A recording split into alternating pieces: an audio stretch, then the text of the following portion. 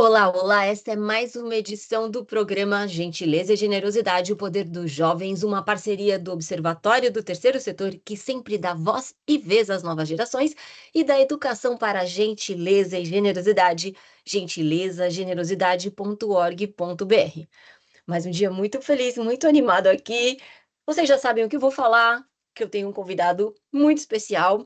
E assim é, eu estou aqui com o Raiz Lúcio Leal. Raiz Lúcio, tudo bem com você? Oi, Marina, tudo bem? Ei, que alegria você aqui no nosso programa, Raiz Lúcio. Conta pra gente de onde é que você está falando. Marina, eu estou aqui na cidade de Pecos, Piauí, que é onde eu faço minha graduação, mas eu sou de Belém do Piauí, mas eu estou em Pecos, é calorzão aqui no Piauí, como sempre, mas estou muito animado, é a energia que eu quero emanar para o nosso público. Ei, que alegria! Então, turma aí do Piauí, um abração aqui do nosso programa. Bom, você sabe que nosso programa tem um ritmo, né? O Raiz Lúcio já está aqui acompanhando o nosso programa, acompanhando as entrevistas, já vai falar sobre isso também. E a primeira parte do nosso programa, eu vou contar a sua biografia e já já a gente entra no tradicional, no famoso ping-pong. Então, prepare-se que a gente já está chegando lá. Bom, gente, o Raiz Lúcio iniciou sua trajetória de liderança aos 15 anos, tem 21. Já é uma longa trajetória, apesar de tão jovem, porque estava insatisfeito com a falta de infraestrutura da sua escola. Aí ele cofundou e presidiu o primeiro Grêmio Estudantil da sua cidade e também do ensino médio. Em 2019, voluntariou-se no Núcleo de Cidadania de Adolescentes, o NUCA, da sua cidade, realizando diversas atividades sociais que resultaram na conquista nada mais, nada menos que do selo Unicef para o município. Que conquistado! Em 2021, tornou-se embaixador da Conferência do Protagonismo Juvenil, onde foi inspirado a criar o Leitura Ativa, um projeto social que democratiza e incentiva a leitura entre jovens de baixa renda. Em 2023, foi reconhecido como Jovem Transformador pela Choca e recebeu uma moção de congratulação da Câmara de Vereadores do Belém do Piauí por suas atividades em prol da juventude municipal. Atualmente, é estudante de Direito na Universidade Estadual do Piauí e preside a única liga acadêmica do curso de Direito da cidade, focada na conscientização e na defesa dos direitos humanos fundamentais, o que é primordial, não? Em 2024, colançou o livro Mudar o Mundo é a Nova Alfabetização, isso mesmo, e venceu o desafio LED com a ideia do aplicativo Voz Ativa, e a gente já vai saber mais sobre esse aplicativo, que transforma livros científicos em audiolivros para alunos com deficiência visual. Olha, quanta alegria! Eu já falei a palavra alegria várias vezes, hoje é o dia da alegria ter a sua presença com a gente. Estou muito feliz, vai ser uma oportunidade de conversar, né, com você, mas de contar um pouco da minha história para inspirar várias crianças e vários jovens do nosso país. Estou muito feliz. Já está garantida a inspiração.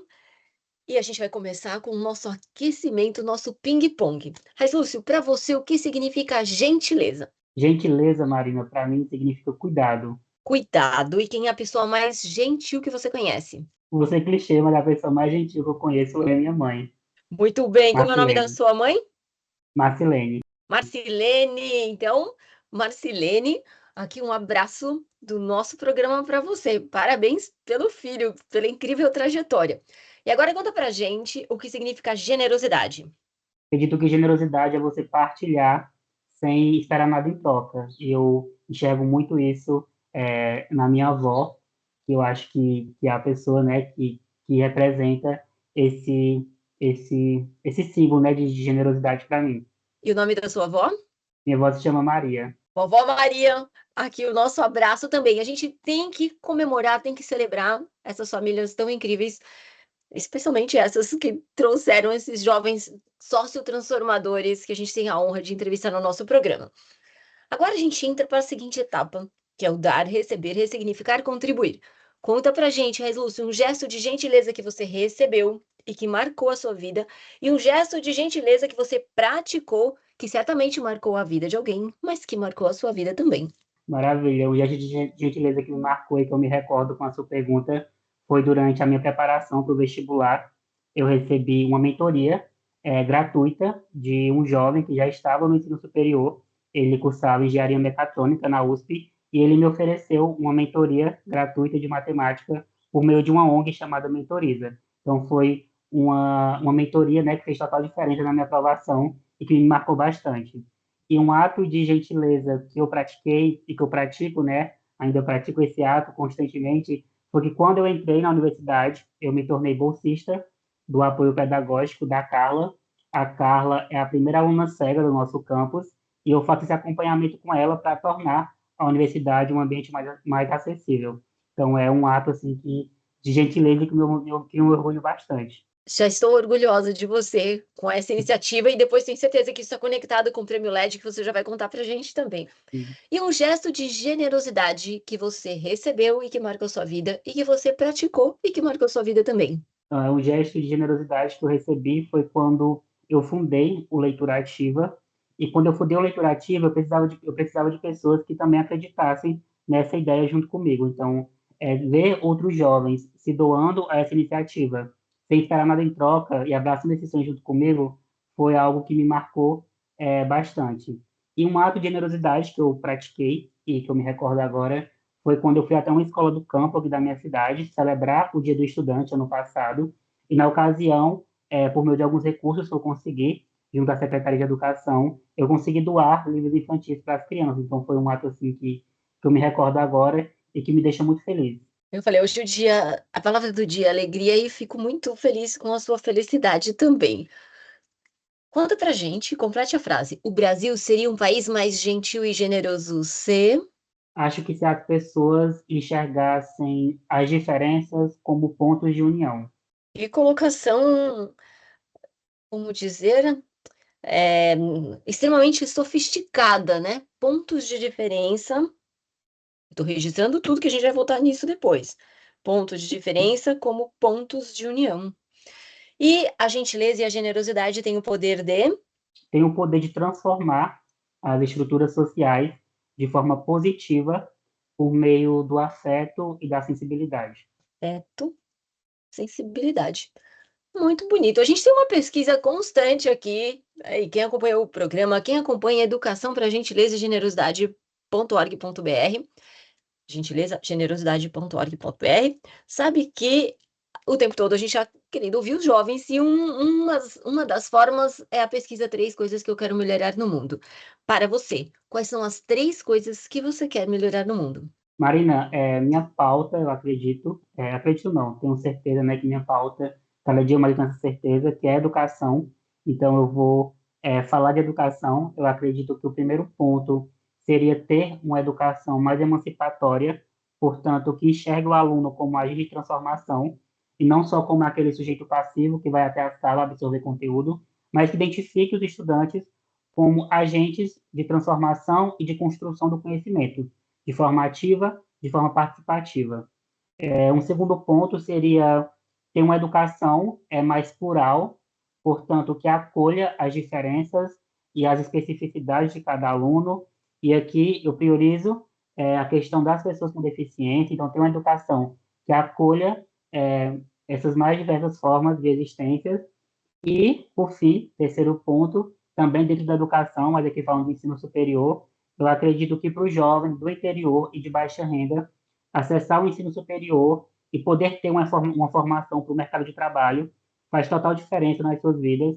Então, eu acredito que ter um ensino superior que tenha mais oportunidades para esses jovens, eu acredito que faz total diferença e ter políticas de assistência durante esse acesso desses jovens. E aqui eu estou falando de bolsas que incentivem, que apoiem e que deem assistência para esses jovens de baixa renda do interior de escola pública. Surpreendente sua colocação, Raiz Lúcio, porque muitas vezes a pauta, inclusive a pauta de contribuição, de solidariedade, ela fica nos grandes eixos e nos grandes centros.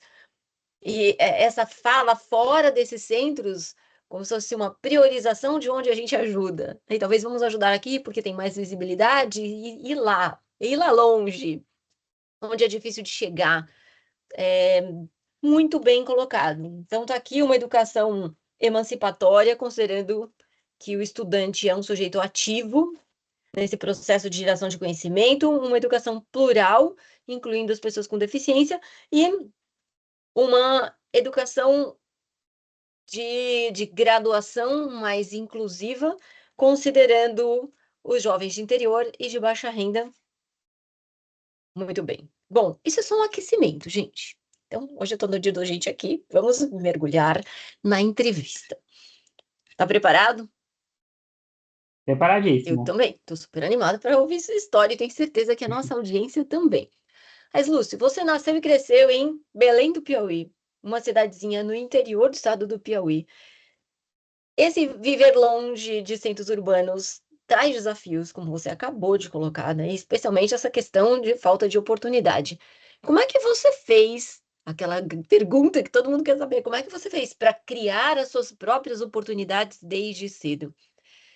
Porque muita gente se vitimiza, né? Muita gente fala, esqueceram de mim. Então você se fez lembrado, você construiu sua trajetória. E como e quando você começou a refletir sobre transformar a realidade num mar de tanta dificuldade, e tantas coisas que pareciam intransponíveis ou tão enraizadas que não teria como mudar? Aproveita e conta um pouco como é que foi a sua infância, em que momento que deu essa faísca de mudança. Maravilha.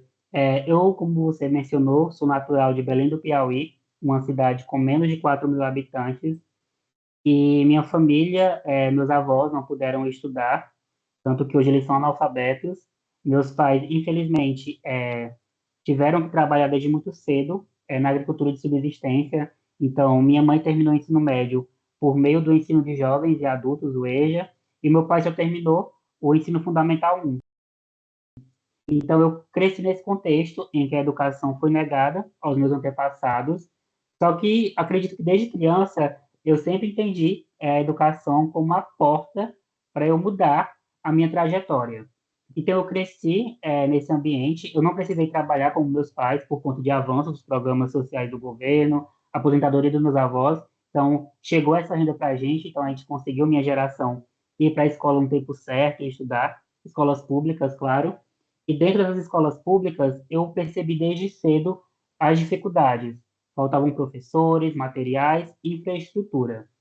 O ponto, assim, a faísca surgiu quando eu cheguei ao ensino médio, e era uma escola que estava passando por um processo de muita negligência. Como eu disse, faltavam professores, mas nessa escola faltavam muitos professores, faltavam materiais, faltavam salas disponíveis, faltavam biblioteca, faltavam materiais. Então, diante desse contexto, eu e outros colegas, a gente entendeu que a gente não podia aceitar aquele contexto, porque senão nós não conseguiríamos acessar o ensino superior, que era o nosso principal objetivo. Então, a gente entendendo, tendo essa visão de pensou no agora, naquele momento, e aí a gente uniu forças. Nesse momento, eu não sabia o que era empreendedorismo social, eu não sabia o que era transformação social, mas eu sabia que eu queria mudar, mudar a minha realidade para melhor. Então, eu acho que esse é o primeiro ponto, é você entender que existe um problema e que você quer mudar aquele problema. É o primeiro passo. E esse primeiro passo, eu sendo bem sincero, ele é desafiador, porque é o momento que você vai se colocar em algo novo. E tudo que é novo, acredito que assusta, assim. Dá aquele, será que eu sou capaz? Aquele pensamento, será que eu sou capaz? Será que é possível? Será que eu sou realmente um agente de transformação? E eu acho que isso se fortalece quando a gente pensa no apoio. Então, procurem apoio de pessoas que têm mais experiência. Então, no meu caso, eu procurei apoio dos meus professores e da diretoria da escola. E procurem pessoas, além do apoio, que tenham aquele mesmo objetivo que você. Para quando você cansar, pensar em desistir, você ter uma ponte, ter um contato, que você possa conversar e perguntar. E buscar força, né? Buscar esse apoio. Então, eu acredito que ter pessoas que sonham com você e ter pessoas que te apoiem faz total diferença. E foi assim que eu comecei. Comecei em uma sala de grêmio estudantil, buscando praticar ações que melhorassem o contexto da escola. Quando eu me entendi que eu poderia mesmo fazer a diferença, eu, como a Marina falou, eu fui para o Núcleo de Cidadania dos Adolescentes, o NUCA, que trabalhava no município. Depois que eu me entendi que eu podia atender todo o município, eu me voluntariei a um projeto a nível nacional, que foi a Conferência do Protagonismo Juvenil, e a partir disso, dessa experiência, eu fundei o meu próprio projeto. Então, para finalizar essa primeira pergunta, eu acredito que vocês para iniciar, deem os primeiros passos, vão sentindo, vão entendendo como é que vocês gostam o que vocês gostam de fazer, quais são as pautas que vocês acreditam, quais são os problemas que vocês querem resolver e deem passos pequenos. Eu tenho um pensamento que se uma única pessoa tem a vida transformada ou tem a vida um pouquinho melhorada por conta de uma ação sua, você já é um agente de transformação. Então, acreditem sim nessas pequenas ações, porque elas fazem total diferença quando a gente pensa no nosso futuro. Mas, Lúcio, incrível essa sua fala, porque muita gente pensa que a transformação só se dá em escala, né? E essa é uma palavra do nosso mundo, do nosso mercado. Então, se você não fez transformação em escala, o que é transformar a vida de uma pessoa? E eu diria que quando essa pessoa é você, por exemplo, isso faz toda a diferença. Mas se essa pessoa é um outro, aí você pode falar, bom, tanto faz essa escala para fora. Então, entender que, sim, esses gestos são muito importantes e que trazem inspiração para uma pessoa, mesmo que você não transforme a vida completamente dessa pessoa, trazer inspiração, trazer luz, já é um grande salto.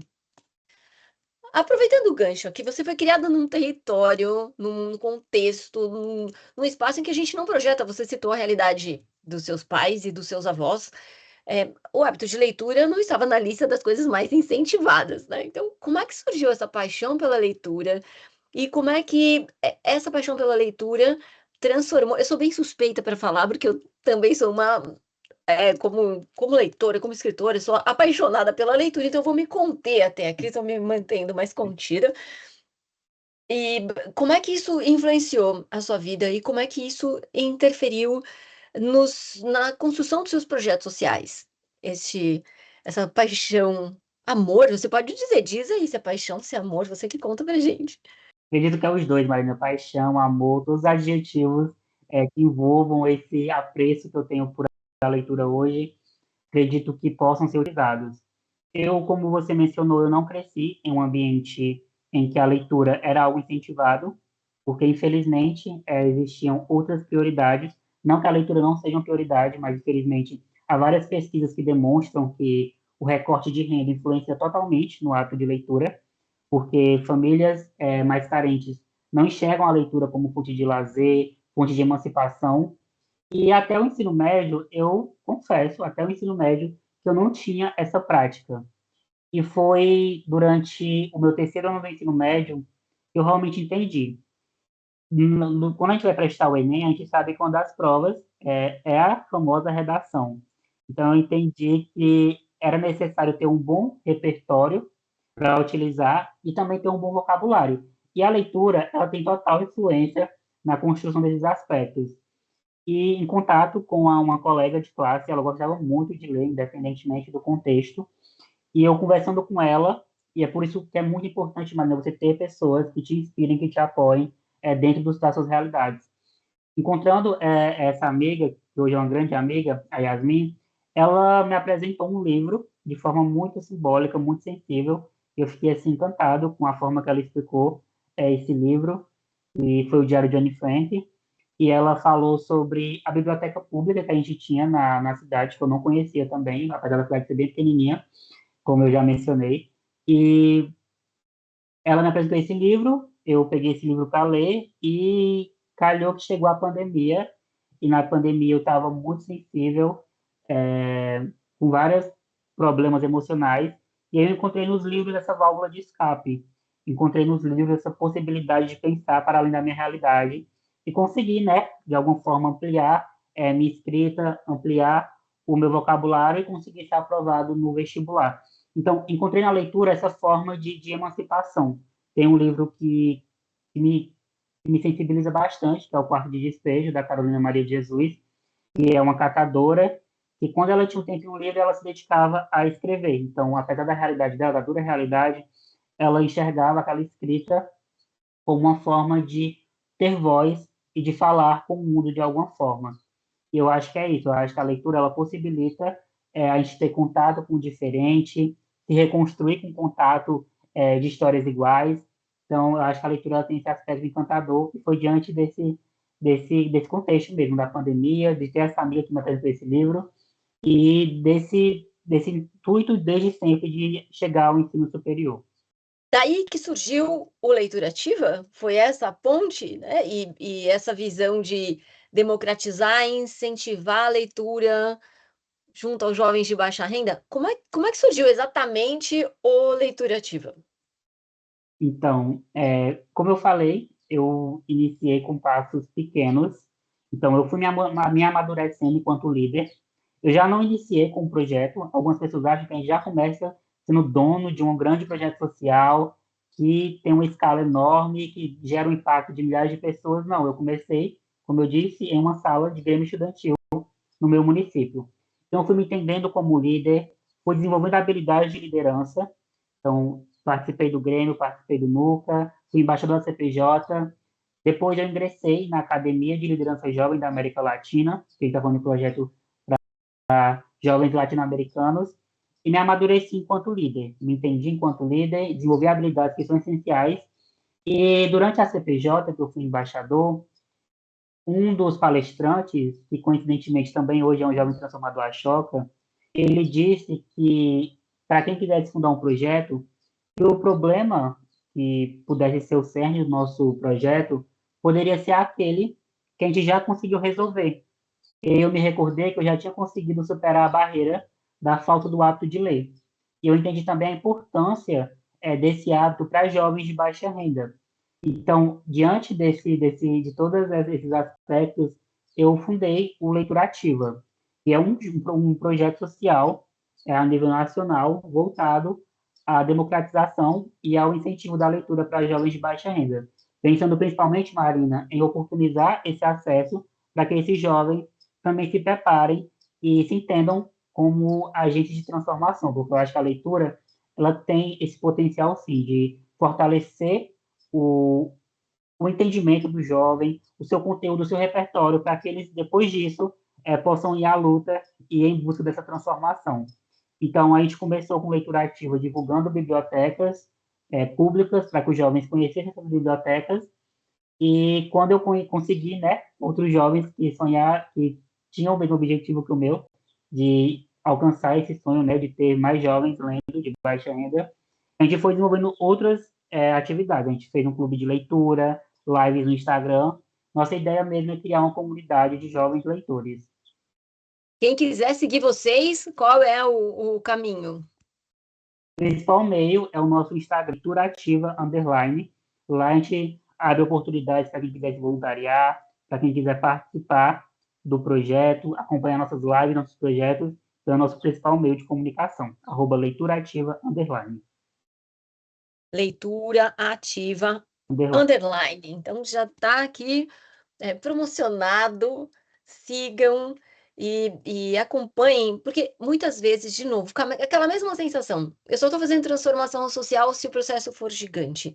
E eu diria que o processo feito no local, tem gente que vai buscando o global, o processo feito no local, ele já é gigante. Só quem está ali fazendo, sabe, a dimensão que é, às vezes, você falar com uma comunidade pequena, às vezes você falar com o seu bairro, né, e não à toa isso rendeu tantos reconhecimentos e tantas premiações, né? Você ser reconhecido como um jovem transformador Ashoka é um exemplo disso, e também fazer parte do livro Mudar o Mundo é a Nova Alfabetização. É isso. Ou a gente se alfabetiza para isso. Nós discutimos muito na educação para gentileza e generosidade o conceito de analfabetismo sociotransformacional. Assim, eu não quero caracterizar a geração nem sem com, não é isso.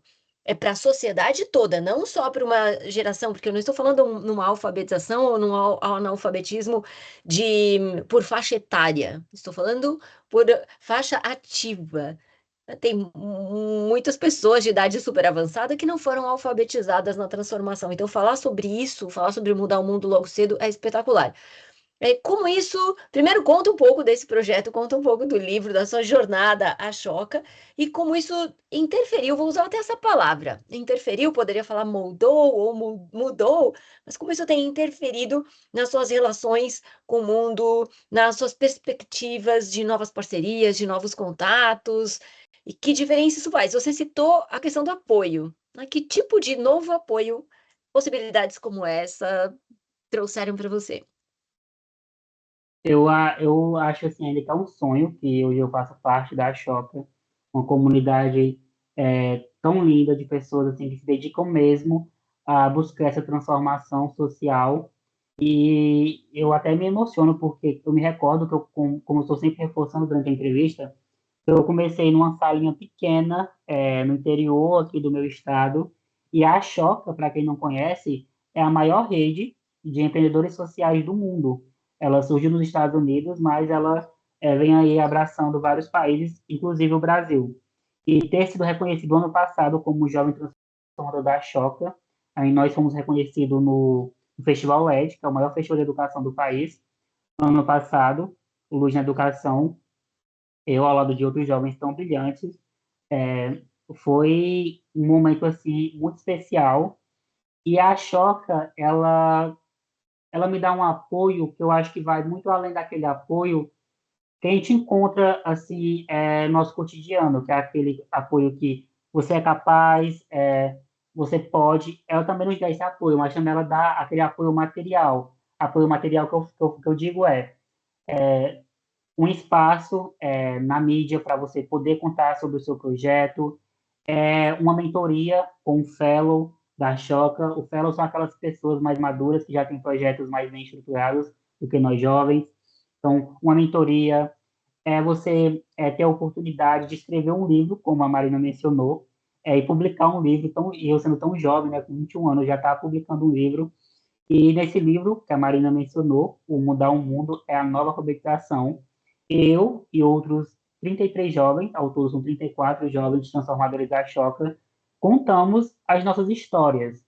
Mas a gente não só conta a nossa história. Nesse livro, a gente dá várias dicas de como o jovem, aquele jovem, você que está aí nos escutando agora, como você que ainda não tem um projeto, que ainda não desenvolveu nenhuma atividade social, como você pode iniciar.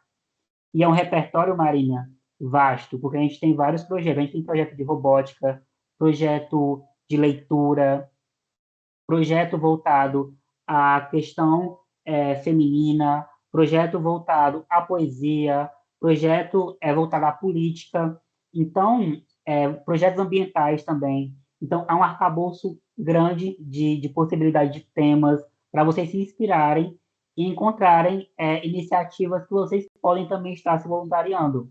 É muito importante mencionar, Marina, que a gente não precisa ter um projeto, ser dono de um projeto para fazer impacto social.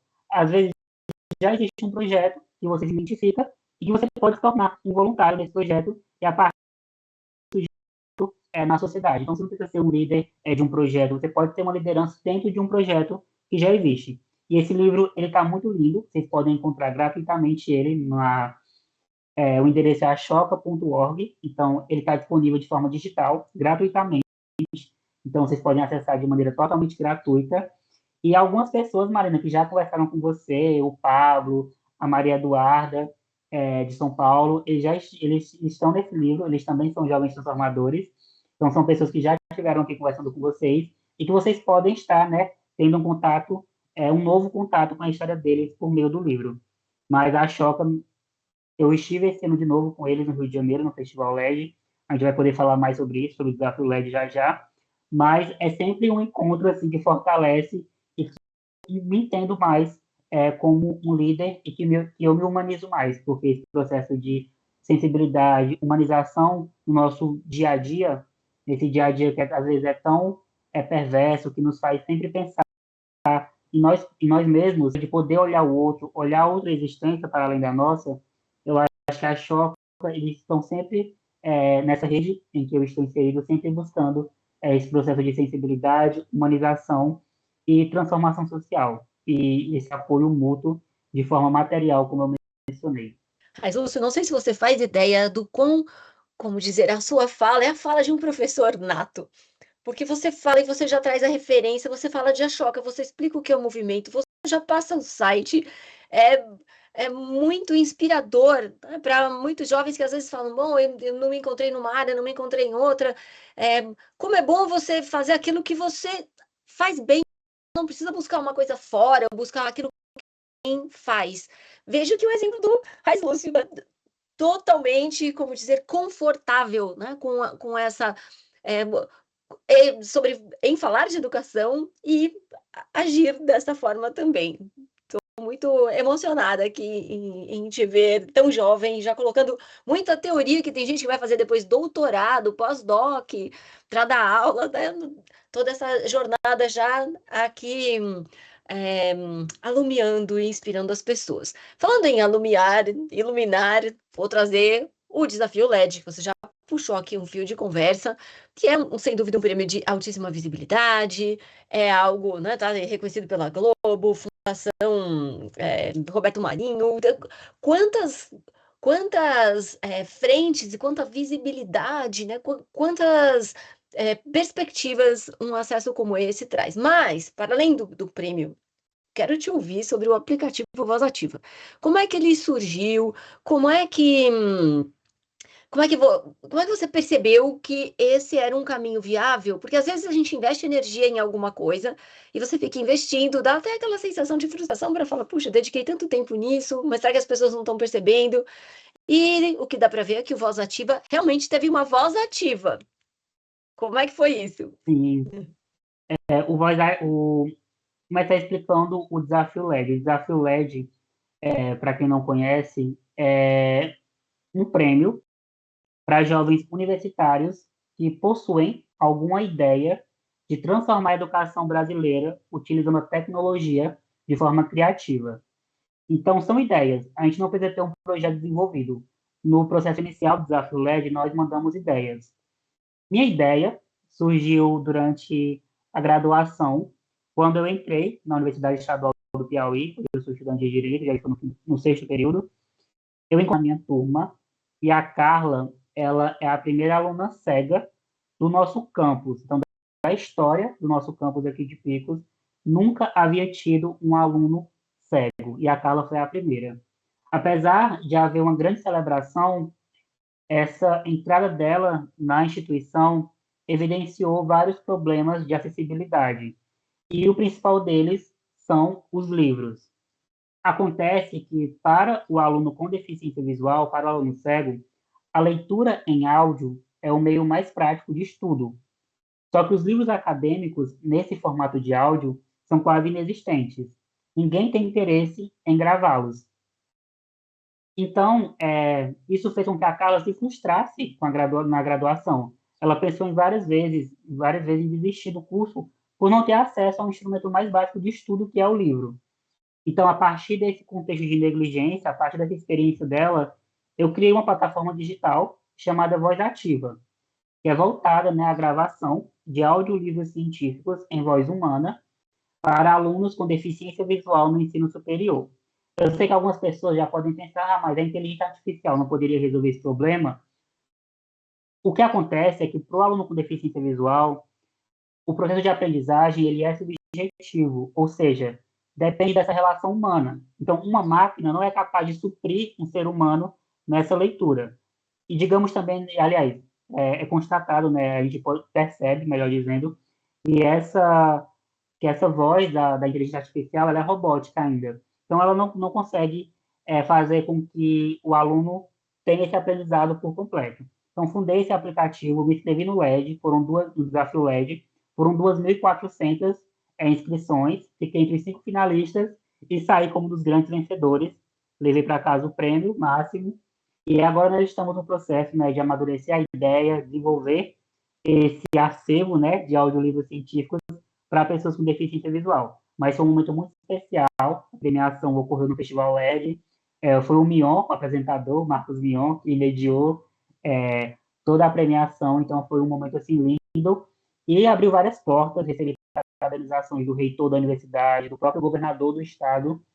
Então, portais como o G1 contaram a minha história. Então, abriram vários espaços também de comunicação, de diálogo, em busca, né, dessa construção e de ter esse apoio político, educacional, que são muito importantes em colocar uma ideia em prática.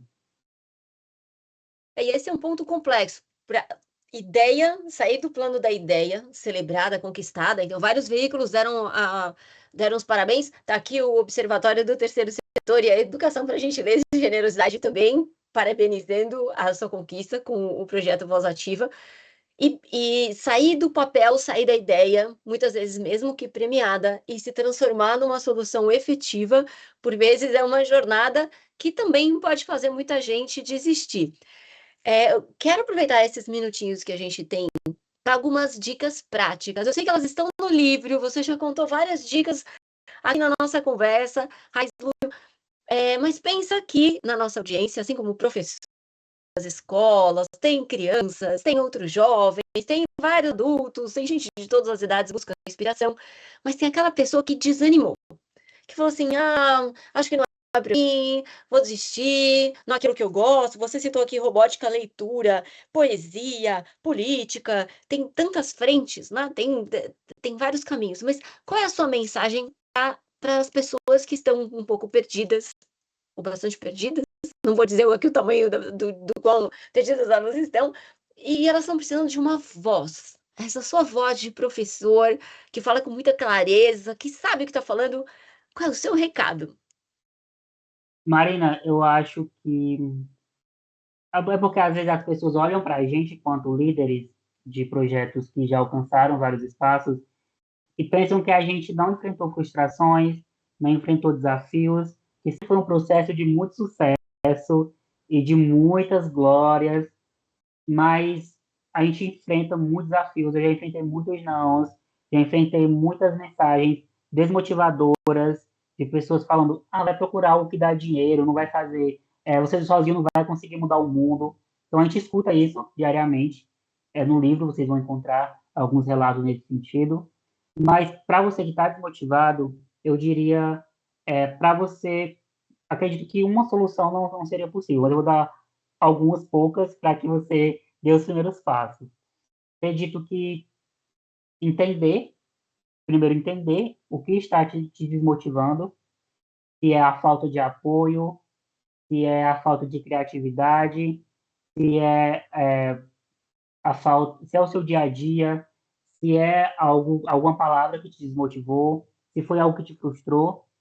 E ao pensar nisso, pense também em quantas pessoas podem se mudar a própria vida por conta das suas ações. E sempre pensem a longo prazo. Não pensem que é hoje que você vai ver essa transformação, porque o processo de transformação ele vai acontecendo dia a dia.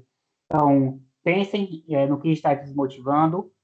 Muito importante, procurem pessoas que tenham o mesmo objetivo que você. Procurem sempre essa rede de apoio, porque quando você desmotiva e você tem alguém do lado para puxar a sua orelha, para puxar a sua mão, segurar a sua mão e falar assim, é possível, você é capaz, faz total diferença. O desafio LED mesmo foi um grande desafio, como o próprio nome já diz. Pensei em desistir várias vezes, mas eu sempre tive pessoas que me colocaram para cima e que diziam que eu era capaz. E às vezes só uma palavra já era o suficiente para meu ânimo voltar. Então procurem pessoas que te apoiem e deem passos pequenos no início. Às vezes muitas pessoas se frustram, Marina, porque já querem, no início, ser aquela startup que impacta 10 mil pessoas no primeiro projeto. Então, deem passos pequenos, comecem com as próprias comunidades, ingressem em projetos que já existem, porque é uma forma também de vocês amadurecerem, e a partir disso, vão se reconhecendo, amadurecendo, conhecendo pessoas e encontrando oportunidades. Acho que são essas as dicas que eu posso dar assim, de forma geral, porque a gente sabe que existem outros problemas, mas assim, de forma geral, é isso que eu consigo conceder de apoio para vocês. E meu nome não é nada comum, é Raiz Lúcio, vocês conseguem me encontrar com facilidade no Instagram, nas redes sociais, podem me mandar mensagem, eu sou super acessível, a gente pode conversar, e é isso, essa rede de apoio, de gentileza, generosidade. Raizu, se você disse exatamente o que eu ia falar agora. Esse é o exemplo da gentileza e da generosidade, da solidariedade, da sustentabilidade, diversidade, respeito e cidadania colocados em prática. É incrível conversar com você, a sua colocação de gentileza como cuidado, a generosidade como partilhar, a família toda fazendo parte dessa história, a questão de não aceitar e deixar para o futuro e olhar para o agora e fazer alguma coisa agora, localizar que existe um problema e que a gente pode mudar. A gente pode mudar, tá aqui essas dicas que o Raiz Lúcio acabou de passar incríveis, que a gente não precisa dar um passo gigante, não precisamos dar aquele passo, daquela cobrança, muitas vezes, da sociedade, né, tem que ser gigante, você acabou de colocar, você tem que alcançar não sei quantas mil pessoas para ser efetivo, né? O importante é começar. O papel da leitura, o papel da escrita como um processo de transformação, as redes de apoio. Então, se você está perdido, muitas vezes junte, ou tem outras pessoas perdidas e juntas, de repente, as pessoas se encontram, né? E tem inúmeras redes de apoio hoje. E a questão do dia a dia, né? E como muitas vezes a gente entra na pauta do dia a dia, e você trouxe isso, o dia a dia perverso, que consome as nossas práticas, que consome nossa energia, que nem sempre você precisa ser o líder, mas você pode ser uma liderança, e isso traz conforto para muita gente que fica com a cobrança, né, de eu vou ter o meu projeto, então você está num projeto, e ótimo essa história de alguém do seu lado que puxa a sua orelha, né? Que puxe sua mão, que te puxa para cima. Espetacular. Raiz Lúcio, incrível essa conversa. De novo aconteceu o que sempre acontece aqui no programa, o tempo voou. 40 minutos, assim, tem uma questão de espaço-tempo que eu não sei explicar.